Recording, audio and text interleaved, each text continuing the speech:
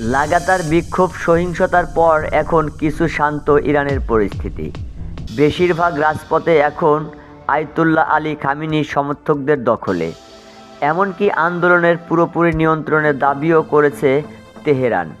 এতদিনে আমাকে রানা হুমকি দেওয়ার পর ট্রাম্পের কণ্ঠ ভিন্ন সুর। তার দাবি বিক্ষোভকারীদের উপর হত্যাকাণ্ড বন্ধ হয়েছে বলে জানতে পেরেছেন তিনি।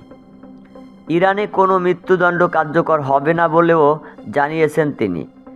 ট্রাম্পের মত আর এক্সিও জানিয়েছেন বিক্ষোভকারীদের ফাঁসি দেওয়ার কোনো পরিকল্পনা নেই ইরান সরকারের। যদিও এখনও মার্কিন হামলার সংখ্যা থাকায় তেহরান দূতাবাস কার্যক্রম সাময়িকভাবে বন্ধ করেছে যুক্তরাষ্ট্র। শফিক সাগর, বিবিসি বাংলা টিভি।